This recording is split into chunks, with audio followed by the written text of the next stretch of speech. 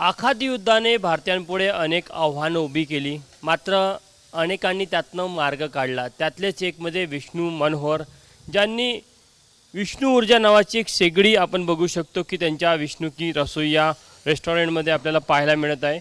त्याला नाव विष्णू ऊर्जा असं नाव दिलं. आणि महत्त्वाची गोष्ट की ही एक युनिक अशी कन्सेप्ट आहे. आपण त्यांच्याकडनं समजून घेऊया की ही कशाप्रकारे तयार करण्यात आली, यामध्ये कोणकोणत्या साहित्याच्या आधारावर ही ऊर्जा पेटवली जाते. खरं तर गॅस जशी पेटावी तशा प्रकारचा फ्लेम आपल्याला खाली पतेल्याच्या खाली पाहायला मिळत आहे. त्यामुळे निश्चितच अत्यंत निसर्गवर्धक असेल किंवा अत्यंत ज्या प्रकारे इको फ्रेंडली म्हणता येईल असे अनेक यामध्ये गुण आपल्याला पाहायला मिळतात या विष्णू ऊर्जामध्ये. विष्णूजी खरं तर खूप अभिनंदन.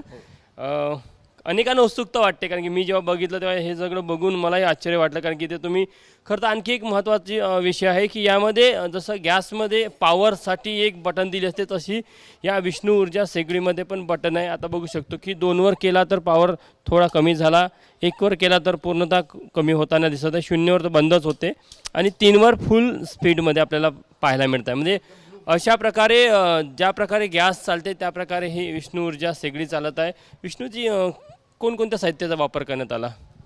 हे बघा, ह्याच्यामध्ये एकदम सिंपल टेक्निक आहे. यामध्ये हे जे पेटल्स वापरतात, कांड्या ज्याला म्हणू आपण, तर त्या कांड्या ज्या आहेत त्या उसाचं चिपाड, त्याच्यानंतर पाला पाचोळा जे काय असतं, त्याच्यानंतर नारळाचं बुच्ची जी असते त्यापासून या तयार होतात आणि कोळशापेक्षा स्वस्त आहे. 12 रुपये किलो या कांड्या आहेत. दुसरी गोष्ट, ही चूल जी म्हणाल तर काही मध्ये एक सिलेंडर आहे आणि साईडला ह्याला वॉल आहेत आणि छिद्र पाडले आहेत की हा जो पंखा आहे ही तर बॅटरी आहे. ही आपली रेग्युलर मोबाईल चार्ज करतो तशी बॅटरी चार्ज करायची, 7 तास ही बॅटरी चालते आणि खालती मोबाईलचा पंखा लावलेला आहे. हा इथे पंखा तुम्ही बघू शकाल या साईडला की त्या पंख्यावरती चालत असते. आणि नंतर काय होतं की तुम्ही आता फ्लेमही बघू शकाल. आपण पाणी टाकल्यानंतर किती लवकर ह्याला हे पकडलं. हा पंखा आहे इथे, हा पंखा, हे अडॅप्टर आहे. आता 2वर आहे, हां हे झालं 1वर. हां त्यानंतर जर का फुल स्पीड करायची असेल, बंद करायचं आहे. दिसेल. एकदाच फुल स्पीड 3वर किती दिसतं ते हे बघा. याचा पॉवर वाढला आहे. आता शोले भटोले करत आहे. आणि जर बंद करायचं असेल आपण बघू शकतो, जशी घरी गॅस आपण बंद करतो तसा इथे ही शेगडी पण बंद करायची सुविधा आहे. फक्त याच्यात एक गंमत अशी आहे की तुम्ही स्वयंपाक तयार करायला सुरुवात करण्यापूर्वी हे ठरवून घ्यायचं की काय काय आपल्याला करायचं आहे. म्हणजे ते सगळं लाईनीत लागलं, कारण हे एकदा सुरू झाली की बंद होत नाही. म्हणजे तशी बंद होते पण मग तो कोळसा वाया जातो. मग ते वाया नसेल जाऊ द्यायचा, तर त्यामध्ये एकदा सगळं ठरवायचं आणि ह्याच्यात बनवायचं. बरं, एकदा यामध्ये पॅलेट टाकले की किती वेळ चालते शेगडी ही? शेगडी या ह्याच्यावर तर बॅटरीवर 7 तास चालते, पण पॅलेट एकदा तुम्ही टाकले की साधारण पाऊण तास वगैरे तो चालतं. आणि मग समजा आता वाटलं की आता कमी पडले आहेत पॅलेट्स, त्याच्यामध्ये पण पॅलेट टाकायची व्यवस्था आहे. आणि पॅलेट टाकता येऊ शकते. त्याच्यानंतर ही काडी आतमध्ये टाकून हिला असं थोडं वर खाली केलं तर ती राखसुद्धा खालची जमा होते. म्हणजे अत्यंत स्वस्त दरामध्ये ही उपलब्ध. अगदी स्वस्त दरामध्ये. त्यानंतर याच्यावर वांगे भाजू शकता तुम्ही, त्याच्यानंतर पनीर टिक्का सुद्धा बनवू शकता.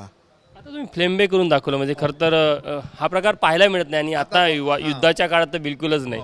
कारण काय आहे की फ्लॅम्बे जेव्हा आपण करतो तर त्याला प्रॉपर गॅसची शेगडी लागते, त्याला एक तो फोर्स लागतो आणि तो आता लोक बल्कमध्ये कुकिंग करून गंजामध्ये ठेवतात आणि सर्व करतात. तर त्याच्यामुळे हे चांगला एक पर्याय आहे. त्याच्यानंतर हे जे रेस्टॉरंट्स आहेत की आजकाल काही लोक म्हणतात आमचं बंद केलं, आम्ही मेनू कमी केला, तर त्यांना सांगावंसं वाटेल मला की एकदम बंद करणं किंवा मेनू कमी करणं हा पर्याय नाही आहे. पर्याय भरपूर आहेत. ते असे आहेत, सध्या कमर्शियल गॅसचा तुटवडा आहे, म्हणजे सिलेंडर मिळत नाही, त्यामुळे रेस्टॉरंटमध्ये तर फ्लेम्बेचा प्रकार पाहायला मिळत नाही, पण तुम्ही आम्हाला फ्लेम्बे करून दाखवलं. बरोबर. तर खरं तर फ्लेम्बे करताना एक छान असा पॉवरची शेगडी लागते आणि ती गॅसशिवाय होत नाही, पण याच्यात ते शक्य आहे. आणि मला असं वाटतं की छोट्या पॅनमध्ये जेव्हा आपण भाजी बनवतो तर जास्त चविष्ट होते. आणि आजकाल तुम्ही बघत असाल की या गॅसच्या तुटवड्यामुळे, सिलेंडर्सच्या तुटवड्यामुळे मोठ्या प्रमाणात लोक भाज्या बनवून ठेवतात आणि त्या सर्व करतात.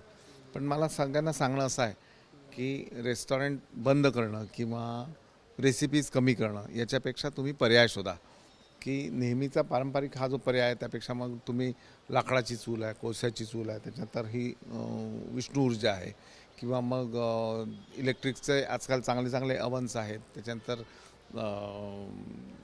गॅस आहे म्हणजे हे आहेत काय हॉट प्लेट्स आहेत इलेक्ट्रिकच्या की त्याच्यावर तुम्ही शिफ्ट व्हा. सेकंड मला अजून हे सांगायचं आहे त्यांना की बाबा गरम पाणी हे स्वयंपाकाचा मूळ स्रोत आहे.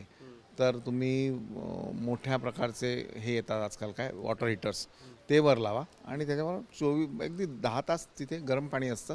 तुम्ही उघडल्याबरोबर टॅपमध्ये गरम पाणी आल्याबरोबर तुम्ही वरण म्हणा वरण, सूप म्हणा सूप, असं काही पण करू शकता.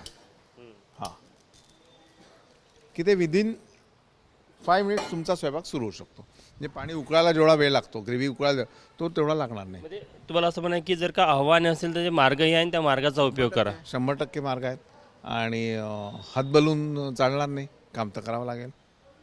आपण बघू शकतो की खरं तर ही विष्णू ऊर्जा शेगडी ज्या प्रकारे आपण बघितली की अत्यंत म्हणजे ज्या पॅलेट्स असतात त्या पॅलेट टाकून छोटासा एक पंखा लावलेला आहे इथे, जो खरं तर कम्प्युटर किंवा मोबाईलमध्ये वेगवेगळ्या उपकरणामध्ये वापरला जातो आणि बॅटरीच्या साहाय्याने तो पंखा सुरू होतो आणि तो या संपूर्ण शेगडीला हवा देतो आणि मग एक प्रकारे जी फ्लेम आपल्याला गॅसमधनं पाहायला मिळतं अशा प्रकारची ज्वाला आपल्याला या शेगडीतनं पाहायला मिळतात आणि अत्यंत स्वस्त दरामध्ये आहे. त्यामुळे आखाती युद्धामुळे भारतीयांपुढे जी वेगवेगळी आव्हानं आहे, विशेष करून कमर्शियल LPG सिलेंडरच्या तुटवड्याला घेऊन जी आव्हानं आहे त्यातनं कशाप्रकारे वेगवेगळे मार्ग आपल्याला पुढे येताना दिसत आहे. त्यातच एक मार्ग विष्णू मनोहर यांनी देखील आपल्याला दाखवला आहे. कॅमेरामॅन मिथुन आत्मनेसह तुषार कोहळे, ABP माझा, नागपूर. ABP माझा, उघडा डोळे बघा नीट.